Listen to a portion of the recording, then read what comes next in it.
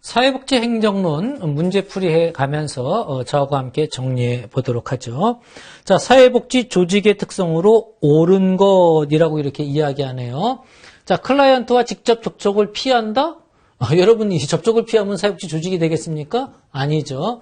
정부 이외의 지원을 받지 않는다? 민간에서도 후원금 받잖아요. 그러니까 말이 되지 않죠. 자, 조직의 성과의 객관적 증명이 쉽지 않다. 성과죠, 성과. 조직이 이루는 성과에 대해서 객관적 증명이 사회복지라는 게 인간을 대상으로 하는 거기 때문에 기업과 다르게 그 성과가 막 뚜렷하게 드러나요. 그렇지 않은 그런 조직 특성이 있죠. 예, 옳은 거니까 3번이 정답이다라고 이렇게 이야기해 볼 수 있습니다.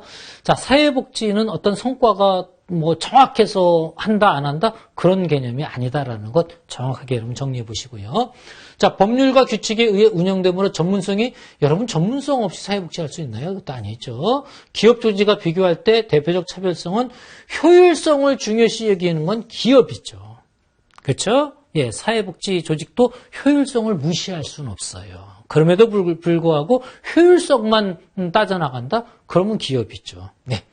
자, 27번. 최근 한국 사회복지 행정의 추세에 관한 설명으로 옳지 않은 것. 자, 민간 부분과 공공 부분의 협력이 강조되는 게 추세죠.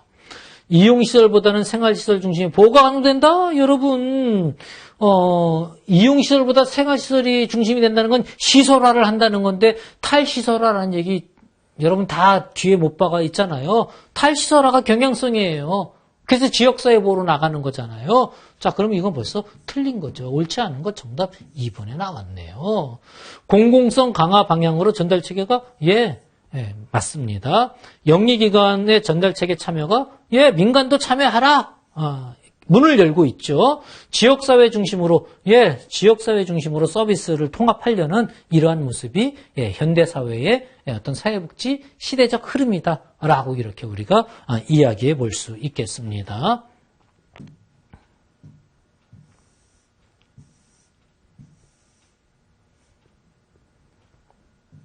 자, 관료제의 주요 특성으로 옳은 것을 모두 골라라 라고 이야기합니다. 관료제라고 한다면 여러분 이제 피라미드로 구성되어져 있는 거잖아요. 정점에서부터 이렇게 쭉 내려가는 것. 관료제는 특성을 할 때 관료제 하면 어떤 그 전문가를 중요하게 여기는 그러한 그 시스템이 관료제다라는 이러한 것들. 그리고 상명하복이 뚜렷하다라는 것. 이러한 것들을 놓고 여러분 한번 보죠. 조직 내 권위는 수평적으로 하면은 팀제죠. 관료제가 아니라. 그렇죠? 그러니까 이거 틀려요. 그러니까 기억 들어가면 안 돼요. 기억 전부 지워보세요. 옳은 걸 고르는 거잖아요. 그럼 벌써 3개가 떨어져 나가요. 그러면 4번 아니면 2번에서 골라야 되죠. 자, 그 다음에 조직 운영에서 구성원 개인의 사적 감정은 배제된다. 여러분, 관료제이기 때문에 사적 감정이라는 거 이야기할 수 있어요? 없어요? 상명하복이라니까요. 맞습니다. 자, 직무 배분과 인력 배치는 공식적 규칙과 규정. 그렇죠. 공식적인 규칙과 규정에 의해서 관료제의 특성이 그래요. 그래서 여러분 이 관에 있는 사람들은 규정 없으면 안 움직이잖아요. 그렇죠? 규정 맞습니다. 업무 활동을 분업화함으로써 전문화라는 거, 이건 분업화라는 걸 이야기해. 관료제는 전문가라고 이야기하면 이건 또 분업화라는 거하고 같은 개념이다라고 보면 되어지죠. 이것도 맞아요. 그래서 정답은 니은, 디귿, 리을 3번 이렇게 이야기해 볼 수 있겠습니다. 자, 다음에서 설명하는 이론은 무엇이냐라고 봤더니 조직 구성원이 비공식 집단의 성원으로 행동하며 이러한 비공식 집단, 공식 집단이 아니라 비공식 집단을 이야기하고 있네요. 그게 생산에 영향을 준다. 인간관계 이론을 이야기하고 있네요. 그렇죠? 다른 것들을 이야기하고 있는 게 아니라 바로 인간관계 이론이 조직 내에서 비공식 그 집단이 있는데 그것들이 잘 유기적으로 움직이면 오히려 생산성이 높아진다라는 게 인간관계 이론이죠. 그래서 여러분 호선 공장의 그 작업 라인 실험했던 그러한 것들 제가 이론 이야기할 때 말씀드린 적 있습니다. 자, 한국 민간사회복지 조직에 대한 설명으로 옳지 않은 것, 그러니까 틀린 것을 이야기하는 거네요. 봅시다. 사회적 기업은 사회 서비스 공급에 참여할 수 없다? 사회적 기업이 여러분 전자 서비스 바우처 사업을 사회적 기업이 할 수 있어요, 없어요? 할 수 있어요. 그러면 할 수 없어요? 예, 이거 틀렸네요. 옳지 않은 것 일본에서 벌써 나와버렸네요. 자, 사회 서비스 공급은 영리기관도 민간 자꾸 참여하게 하는 게 추세라니까요. 맞아요. 사회복지법인 이외에도 사회복지시설을 운영할 수 있다. 개인도 법률이 정하는 범위 안에서 할 수 있습니다. 자, 지방자치단체와 위수탁 계약을 통해서 서비스 제공, 국가가 또는 지방자치단체가 주로 위탁을 통해서 운영하고 있죠. 여러분 지역에 있는 사회복지관 가보세요. 국가가 직접 운영하지 않고 무슨 복지재단, 법인 이러한 데가 위탁해서 운영하고 있죠. 근데 구립이에요. 또는 시립이에요. 그거 뭘 얘기해요? 위탁한 걸 이야기하는 거예요. 자, 정부 보조금, 후원금, 이용료 등의 지원, 그렇죠. 그러니까 이미 1번에서 정답 나왔습니다. 자, 행렬 조직에 관한 설명으로 옳은 것은 무엇이냐라고 이렇게 나오네요. 행렬 조직이라는 것은 지금 매트릭스를 갖는 거잖아요. 그게 행렬이잖아요. 그러니까 관료제적인 어떤 이러한 것들이 아니고 팀제하고도 다르게 여기저기에서 이쪽 저쪽에 다 연결되어지는 게 행렬 구조잖아요. 그럼 보죠. 직무 배치가 위계와 부서 구분, 이건 관료, 전형적인 조직, 관료제를 이거 아니죠. 조직 운영을 지원하는 비공식 조직을 의미하는 거 아닙니다. 그렇죠. 그 다음에 합리성을 강조하기 때문에 조직의 유연성을 저하시킬 수 있다. 한번 조금 생각을 해봐야 되겠는데. 그러면 세모 정도 치고 넘어가세요. 자, 직무별 분업을 인정하면서 동시에 산업화, 그렇죠. 여러 직무별 하는데 그러면서 동시에 할 수 있는 것들 엮어내는 것, 이게 바로 행렬에 대한 이야기죠. 자, 현실에는 작동하지 않은 가상? 아닙니다. 현실에 작동하죠.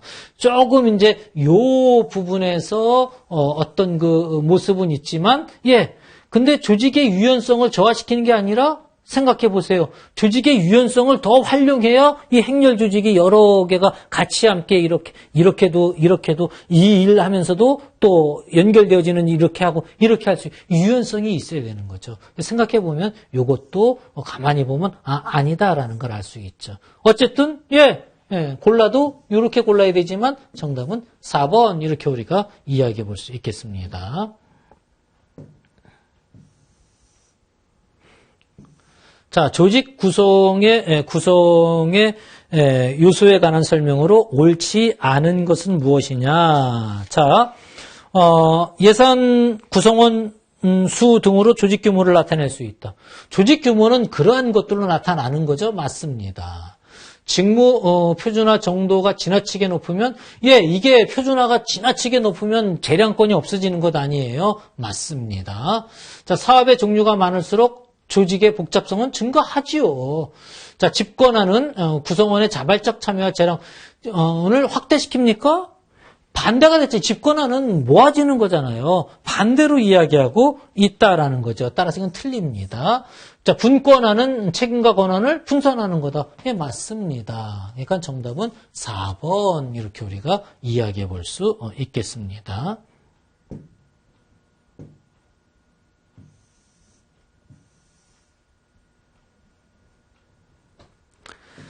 자, 사회복지 조직의 환경에 관한 설명으로 옳은 것을 모두 골라라. 자, 그러면 여러분 이제 체크를 한번 해 나가 볼 필요가 있죠. 인구학적 조건은 사회 문제 욕구를 가늠할 수 있게 한다. 즉, 연령대에 따라서, 사는 지역에 따라서 그럴 수 있죠. 빈곤이나 실업에 대한 사람들의 태도는 정책 수립과 실행에 영향을 미치죠. 빈곤을 어떻게 생각하냐에 따라서 정책이 영향받을 수 있죠. 과학기술의 발전 정도는 사회복지 조직 운영에 영향을 맞습니다. 조직에 미친 영향에 따라 일반 환경과 과학 환경으로 조직 이야기할 때는 일반 환경, 과학 환경 이렇게 얘기하죠. 맞습니다. 기억력을 다 배제될 게 없네요. 그래서 기억니은디귿을 5번 이렇게 이야기하시면 되겠고요. 자, 사회복지법인 및 사회복지시설 재무회계 규칙상 준예산 체제에 집행할 수 있는 항목을 모두 고른 것은 준예산의 개념을 알아야죠. 그럼 준예산이라는 게 뭐예요? 여러분 예산하면 보통 연말 되면 예산을 수립을 하잖아요. 우리나라 국회도 12월 31일 되기 전에 예산을 세우게 되어져 있어요. 그 예산이 세워지지 않았을 때에 전년도 예산에 준해서 집행하는 게 준예산이에요. 그런데 전년도 예산에 준해서 집행한다는 건 꼭 나갈 것들만 집행하는 거지 꼭 나가지 않을 것들을 전년도 예산에 준해서 집행할 수는 없지요. 자, 그 개념을 가지고 준예산의 개념은 그거예요. 직원급여는 반드시 나가야 되죠. 그렇죠? 자, 전기요금 안 내면 전기 끊깁니다. 자, 한국사회복지관협회의 회비 이거 조금 늦게 내도 되지 않아요? 예, 이거 조금 늦게 내도 돼요. 이거 포함되지 않습니다.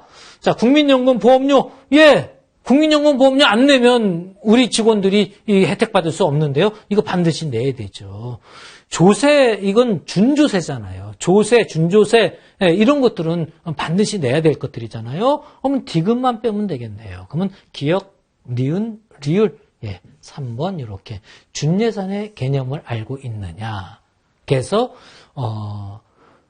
나가지 않아도 될 것까지 지출하는 건 아니에요. 꼭 나가야 할 것을 전년도 예산에 준해서. 우리나라가 예산 처리 못하면 전년도 예산에 준해서 우리나라 그 예산을 쓰는 거예요. 다만 꼭 나가야 할 것들을 먼저 쓰고 좀 천천히 나가야 할 것들은 예산이 정해진 다음에 나중에 이제 예산에 따라서 지출하면 되는 겁니다. 자, 준예산의 개념을 물어보는 것이었고요.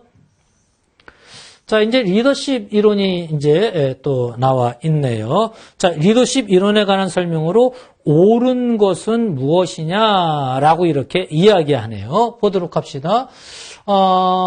블레이크와 머튼은 관리격자 이론에 의하면 과합형이 가장 이상적인 거예요. 팀형, 협력형. 그게, 즉, 관리 격차를 이렇게 해서, 이제, 인간관계, 직무, 이 반대로 돼도 되죠. 이렇게 해서 이제 이렇게 하면은 이제 여기에 되는 게, 과업도 보고 인간도 보는 팀형. 이게 가장적인 걸로 보죠. 그러니까 틀렸습니다. 피들러의 상황 이론에 의하면 상황의 호의성이 모두 분리하면 리더가 인간 중심의 행동을 하여야 한다. 자, 여기에서, 이제, 중요한 것. 자, 상황 호의성이 모두 분리하면 리더가 인간 중심의 행동을 하는 게 효과적이다. 자, 여기서 이게 상황 이론이라는 걸 여러분 한번 생각해 보십시오. 상황 이론을 생각해 보면 이게 모두 분리하면 어떤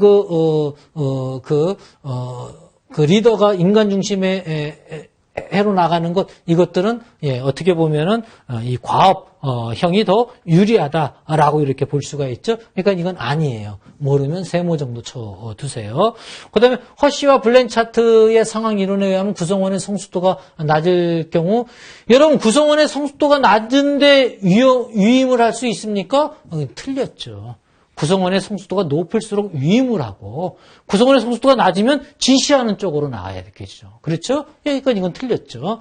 자, 그다음에 퀸의 경쟁적 가치 리더십에 의하면 동기부여 리더십은 목표 달성 리더십과 상반된 가치를 추구한다. 자, 이것도 한번 좀 남겨놓고 넘어가 보도록 하죠. 자, 그다음에 베스의 변혁적 리더십에 의한 변혁적 리더는 구성원의 욕구와 보상에 어떤 주된 관심을 갖는다. 여러분, 이건 변혁하고 상관되어져 있는 건 아니죠. 이건 거래적인 어떤 그런 거하고 이야기 되겠죠. 변혁이라는 건 뭔가 혁신해 나가는 그런 모습을 이야기. 이것 아니에요.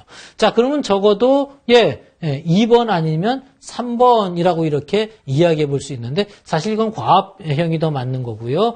정답은 이 4번이 옳은 것을 이야기하고 있다라고 이렇게 우리가 이야기하고 할 수 있겠습니다. 자, 그렇게 해서 문제를 해결해 나가고요. 자, 그 다음에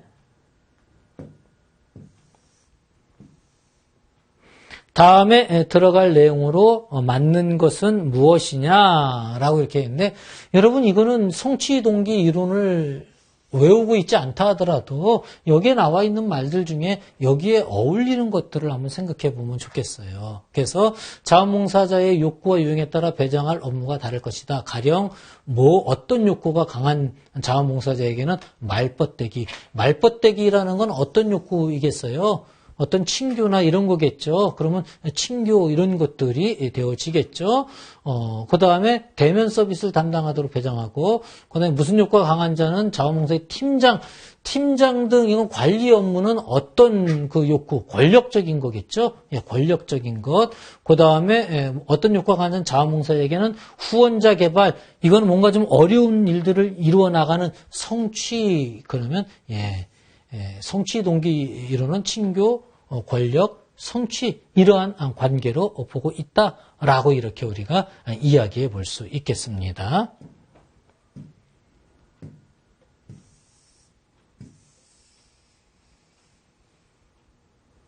자, 그 다음에 이제 동기부여 이론에 관한 설명으로 옳지 않은 게 무엇이냐라고 이렇게 이야기하는데, 자, 매슬로우의 욕구에 대한 최상에 대한 자아실현 맞지요, 매슬로우? 여러분, 이 매슬로우 전부 다 매번 해서 자아실현 욕구 이야기하잖아요.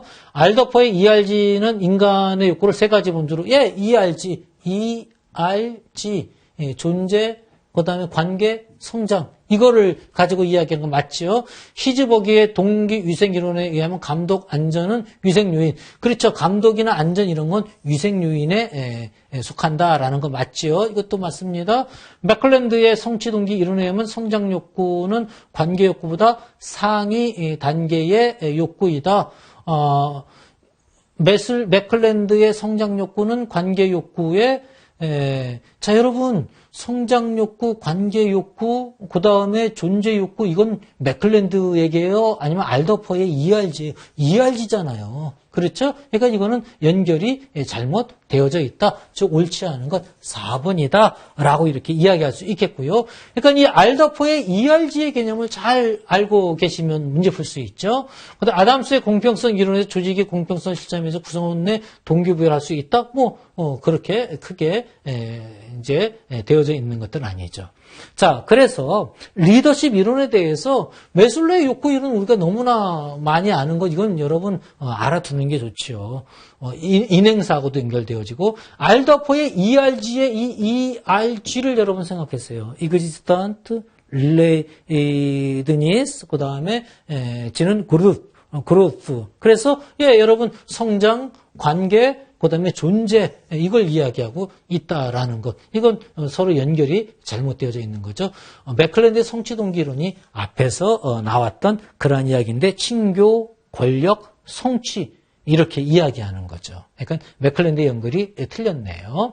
자, 사회복지 조직의 인적 자원 관리에 대한 설명으로 옳은 것. 직무 만족은 조직 몰입에 부정적인 영향을 미친다? 여러분, 직무 만족할수록 조직 몰입할 수 있겠죠. 틀렸고요. 신규 채용은 신규 채용은 공개 채용이 원칙이죠.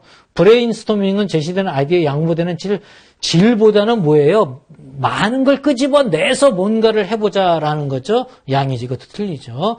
갈등은 조직 내에서 비능률을 가져오는 역기능만 한다? 여러분, 갈등은 긍정적인 갈등을 토대로 해서 서로 발전해 나갈 수 있는 모습도 있죠. 이게 갈등 관리죠. 위기 관리죠. 이것도 틀려요. 소진은 일반적으로 열성, 침체, 좌절, 무관심의 단계로 진행되어진다. 이게 맞는 그런 형태가 되어진다라고 볼 수가 있겠습니다.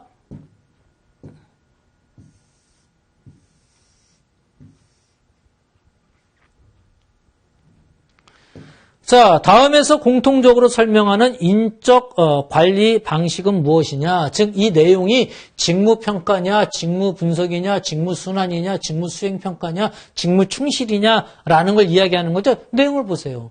인적 관리의 기초가 된다. 업무 내용과 책임을 종합적으로 분류한다. 직무 명세서를 작성하기 전에 하는 거다. 직무평가는 직무 명세서 작성하기 전에 해요? 나중에 해요? 나중에 하죠. 순환도 그렇고 수행평가도 그렇고 충실도 그렇고요. 예, 직무를 분석하는 거죠. 39번에 그래서 2번 이렇게 이야기할 수 있겠습니다. 자, 사회복지 조직의 예산 수립 원칙으로 옳은 거예요. 회계연도 개시와 동시에 결정되어져야 된다. 회계연도 되기 전에 여러분 12월 31일까지는 결정돼야 그 다음에 예산 가지고 사업할 수 있지요. 전에 돼야 됩니다. 수지 균형을 맞춰 흑자 사회복지 조직이 이윤 남기려고 하는 거예요? 그건 아니죠. 회계연도가 중첩되도록 단연도 계획을 회계연도가 중첩되면 여러분 그러면 복잡해지죠. 그거는 말이 회계의 원리에 맞지 않습니다. 예산이 집행된 후 즉시 심의 의결을 거쳐야 된다? 예산이 집행된 후에 심의 의결합니까? 예산 집행하기 전에 합니까? 이것도 말이 맞지 않죠. 세입과 세출은 모두 다 예산에 계산하여야 한다. 이거 당연한 얘기겠죠. 정답은 5번 이렇게 우리가 이야기해 볼 수 있겠습니다. 자, 페라슈만을 몰라도 돼요. 페라슈만을 알 필요 없어요. 예. 이건 서브컬이죠. 서브컬은 뭐예요? 서비스 퀄리티라고 해서 어떤 그 서비스의 질 관리하는 것, 이것을 서브컬이라고 이야기해요. 그거의 구성 차원이 아닌 것. 신뢰성, 확실성, 유연성, 공감성. 여러분 서비스의 질을 생각하는데 중립성이라는 걸 생각합니까? 그건 아니죠. 그래서 중립성이 아니다라고 이렇게. 신뢰성, 확신성, 유연성, 공감성. 그 다음에 또 어떤 걸 이야기할 수 있을까요? 예, 그런 것들을 이야기하고 있다라고 이렇게 우리가 이제 정리해 볼 수가 있겠고요. 자, 그 다음에 자, 독거 노인훈련 보치 전달 체계 구축 원칙과 이제 거리가 먼 것은 무엇이냐라고 이렇게 물어보고 있네요. 한번 보도록 합시다. 자, 충분성. 치매 예방하기 서비스 양을 충분히 한다. 양을 충분히 한다. 충분성 맞겠죠? 연속성. 치매 예방 및 관리 수업을 중단 없이 연속성 맞죠? 접근성. 비용을 낮춘다. 접근성? 맞아요. 여러분 접근성 하면 막 물리적, 거리적 접근성만 이야기하는데 비용을 낮춰야 그걸 자주 이용할 수 있잖아요. 그거 접근성이에요. 그 다음에 형식을 간소하게 하는 거, 이것도 접근성이에요. 접근성 맞습니다. 여러분 중요한 거 여러분 이거 잘 파악해 두세요. 책임성. 치매 예방 불만사항을 파악해서 절차를 마련한다. 그런 거 하는 게 책임성이겠죠? 모르면 그냥 세무표 정도 해놓으세요. 뭔가 좀 매치가 되나? 그냥 내둬보세요. 통합성, 치매 예방 서비스 적극 홍보하고 통합하고는 상관없죠. 통합성 하면 뭐가 나와야 돼요? 원스톱 서비스가 통합성 아니에요. 여러 개를 한꺼번에 묶어서 하는 거. 이게 통합성이잖아요. 그런 얘기 안 나오고 있죠. 따라서 옳지 않은 것 하면 5번 이렇게 우리가 이야기할 수 있겠습니다. 자, 그 다음에 다음에서 나타나지 않는 것은 무엇이냐라는 걸 봅시다. 자, A 자활센터는 대상자의 취업 성공률을 높이기 위해서 서비스 전담위원회 신규 채용을 해서 맞춤형 프로그램을 신규 채용을 했다. 스태핑 나왔네요. 그러니까 이거는 아니 스태핑 나왔어요.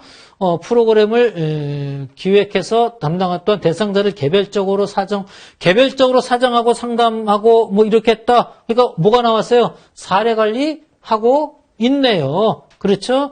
몇몇 대상자들에게 A센터의 취업 성공률을 낮출 것이라고 보고 타기관에 보낼 방안. 타기관에 보낸다 뭐 하는 거예요? 의뢰하는 거죠. 그렇죠? 요청하였다. 그러면 서비스 과활용이냐 클리밍이냐라는 건데 다시 한번 보죠. 대상자를 개별적으로 사정 상담해서 자 보세요. 취업 방해 요인을 분석을 했어요. 그런데 몇몇 대상자 보니까 취업 성공률이 낮출 것 같아요. 그래서 이 낮아질 것 같은 사람만 딴 기관으로 보낸다는 거예요. 이게 바로 크리밍 현상이죠. 즉 실적이 있는 것들만 하려고 하는 그러한 모습. 이게 크리밍 현상이에요. 그러니까 이것도 나타나고 있네요. 여기 서비스의 과활용이 되어진다는 내용이 나오나요? 그건 나오고 있지 않지요. 따라서 정답은 1번 이렇게 이야기할 수 있겠습니다. 자, 여러분 크리밍이라는 개념도 약간 기관들이 자기네 실적에 유리한 것들만 해나가는 해야 되는데 유리한 것만 해나가는 다른 것들도 해야 되는데 이런 게 크리밍 현상이다라는 것 이해해 두시기 바랍니다.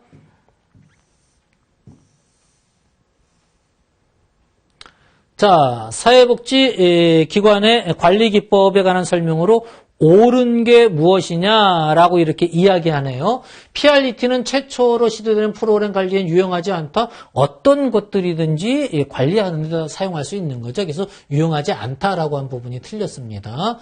자, 간트 차트는 임계 통로는 이 PRET에서 나오는 거지 간트 차트가 아니죠. 따라서 이것도 틀립니다. 책임 행정표는 목표, 활동, 책임 유형들을 구성원별로 이게 행렬이라는 게 여러 가지 것들을 이렇게 이야기하고 있는 이러한 모습을 이야기하고 있죠. 이게 맞네요. 정답은 3번이네요. 자, 사례 모델링이란 클라이언트의 이용 경로는 여러분 이제 이런 것들을 이야기한단 말이죠. 마일스톤은 월병 이건 이제 월별 파악 그런 모습이 되어진다라고 이렇게 이야기할 수 있죠. 그래서 3번 이미 정답 나왔습니다. 자, 논리 모델을 적용해서 치매 부모의 가족 원 스트레스 완화 프로그램을 설계했을 때 옳은 것 이거는 투입, 산출 이러한 개념들을 알고 있느냐라는 것을 물어보고 있다라는 것이죠. 자, 그러면 보도록 합시다. 투입, 스트레스 완화 프로그램 실행 비용 1,500만 원 투입했다. 이거 투입 맞죠? 자, 활동 프로그램 참여자의 스트레스가 완화되어졌다라는 건 뭐예요? 그거를 완화시키기 위한 어떤 프로그램을 했다라는 거죠. 이거는 성과에 해당하는 거죠. 그렇죠? 그건 틀렸어요.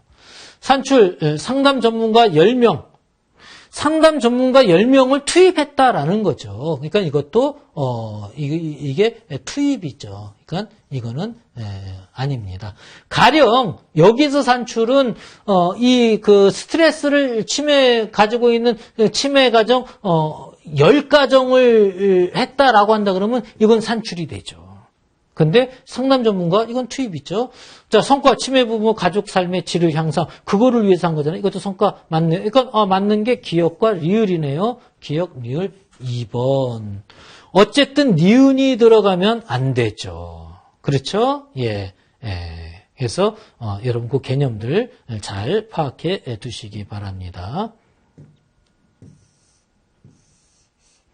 자, 마케팅 믹스에서 4P에 해당하지 않는 게 뭐냐라고 얘기하면 마케팅 믹스 하면은 프라이스 그다음에 프로모트 그다음에 플레이스 프로덕트 맞죠? 성과라는 게 이 마케팅 믹스에 해당되는 건 아니다라는 것. 이건 여러분 우리가 상식적으로 우리가 한번 생각해 볼 수 있어야 되겠습니다. 자, 47번.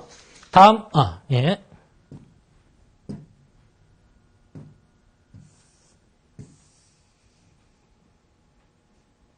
자, 다음에서 공통으로 설명하는 것은 무엇이냐라고 이렇게 이야기하네요. 자, 사회복지 서비스 평가로 인해서 발생한 부정적 현상이다. 양적 평가지표가 많을 때 증가된다. 평가지표 충족에만 관심이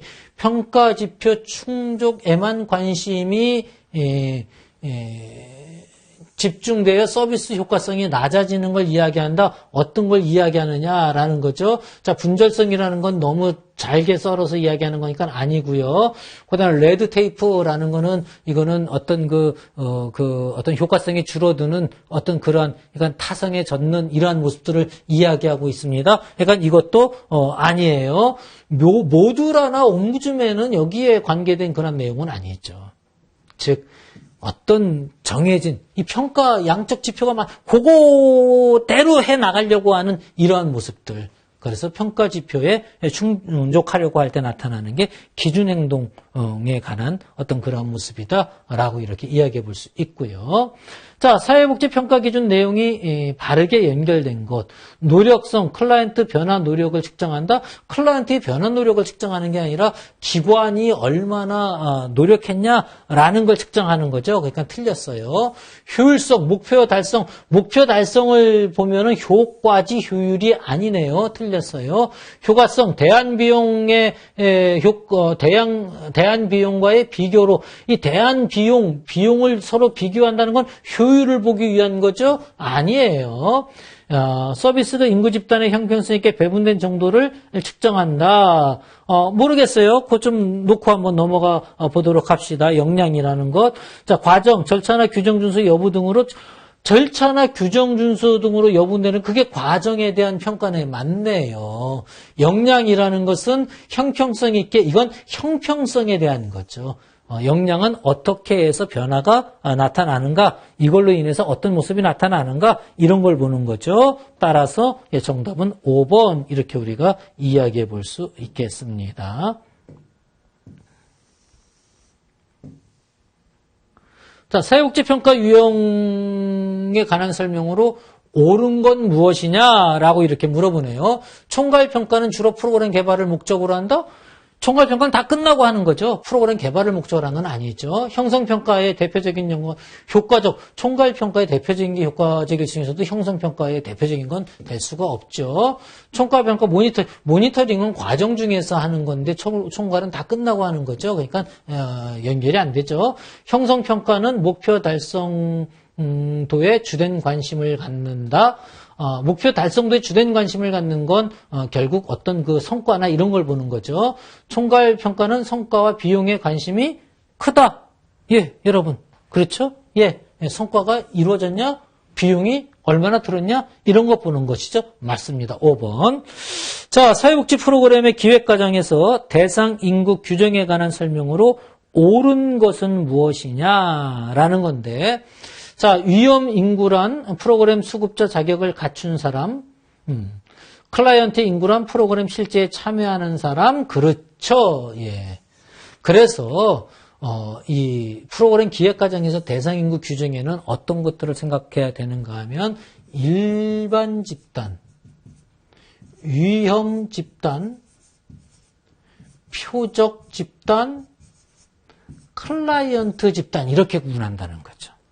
일반 집단은 말 그대로 일반 집단이고 위험 집단은 문제를 가진 집단이고 표적 집단은 그 집단 중에서 어느 사람들을 대상으로 해야 하는지, 클라이언트 집단은 그들 중에서 실제 서비스에 참여하게 하는 것, 클라이언트 집단이다라는 것. 자, 행정론에서 이 기획 과정에서 대상 인구를 정할 땐 이렇게 이야기하는데, 여러분 헷갈리지 말아야 할 게 있는데 뭔가 하면은 이제 인행사나 실천론이나 이런 데에서 사회체계 이론하고 여러분 헷갈리면 안 되죠. 사회체계 이론에서 클라이언트 집단, 그 다음에 매개체계, 표적체계, 행동체계 이렇게 이야기할 때는 클라이언트 체계와 표적체계가 서로 다른 그러한 여기에서와 반대가 되는 그러한 모습이 되어지는 걸 우리가 보게 되어져요. 따라서 어떤 걸 프로그램 기업 과정에서 물어보는 거냐, 아니면 사회체계 이론에서 물어보는 거냐, 이거에 따라서 정리를 분명히 하셔야 한다라는 것 여러분 기억해 두시기 바랍니다. 자, 수고들 하셨습니다.